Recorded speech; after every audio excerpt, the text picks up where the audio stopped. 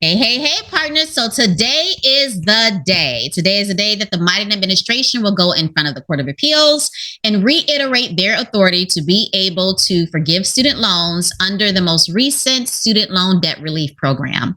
There are, I believe, over 40 million Americans that qualify. Over 22 million have already submitted an application, but 6 Republican led states are like, nope. Those 6 states are Nebraska, Missouri, Kansas, Iowa, South Carolina, and Arkansas. There are also 3 other organizations that are suing with them. I believe it's 3 the last time I checked. The most vocal is the Brown County Taxpayers Association.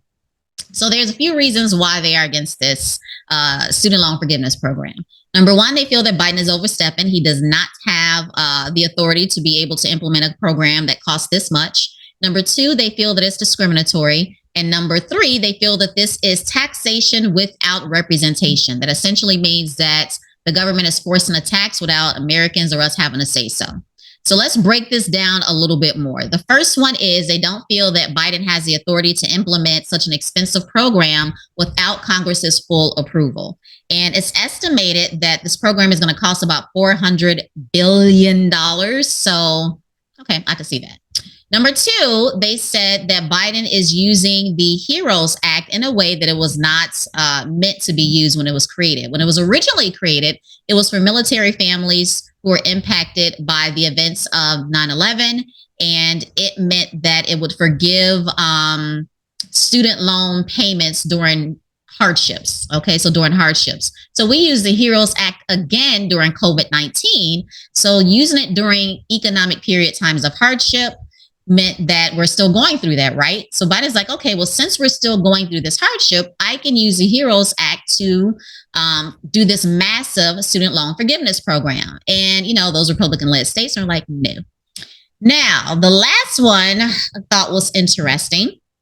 And it basically said that the program is a motivation for racial equity, not inequity, racial equity. It said it's designed in part to mostly help Black borrowers, and this is a violation of the Fifth Amendment's equal protection doctrine. So, being that the income level for forgiveness is capped at 125,000, right? Being that those who receive the Pell Grant would get more forgiveness, get more of their student loans forgiven, we would automatically, based on census data and student loan data, we know that Black households and Hispanic households are the main ones that would, I'm going to say the main ones. They have a higher percentage of being having their student loans forgiven at that $20,000 amount. However, over 90% of households or those borrowers who qualify with at least an associate degrees of all races would be eligible for this forgiveness program. So I thought it was interesting that they would pinpoint just Black and Hispanic, not even Hispanic, Black households would benefit the most when there are 47% of white American households that would benefit from this program as well. But because Black households would benefit the most, this was what they used to show discrimination. That's bananas to me. So whenever there are conversations about equity and race and things of that sort, everybody's like, well, pull yourself from the bootstraps. We all have the same opportunities, la, la, la. So a program like this was meant to assist low income, middle income American households who are weighed down by the impact of student loans, especially after the hardships of COVID-19. They capped it at a certain amount. It implements Hispanic and African American households while simultaneously assisting Asian households, white American households. And remember, I said 47% of white American households. So they would rather not give 47% of white American households this forgiveness opportunity so that they can ensure that Black households would not get this opportunity for racial equity. Mind blown. We'll see what happens today, how the Biden administration responds. The 6 states and probably the 3 organizations as well will then give their response again on Tuesday. Not sure how long this back and forth will take. Now, a lot of people are saying, oh, it's going to be quick. Don't worry about it. The Biden administration is still saying to fill out the application. The application hasn't been shut down. None of that has been shut down.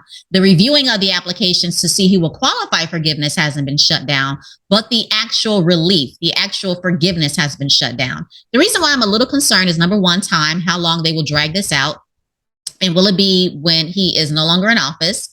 I think that's probably the plan. And number two, there's some weight to this because when some of the states were complaining about the forgiveness program before I don't know if it was before the lawsuits, but one of their complaints was that a lot of borrowers were going to refinance their FFEL loans, which were the loans that were student loans back in the day. It was eliminated or stopped in 2010.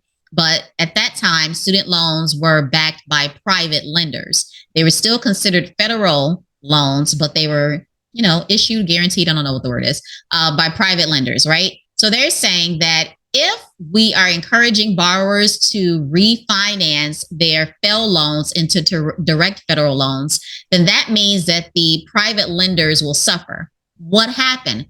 FFEL loans are no longer a part of the forgiveness program because of this.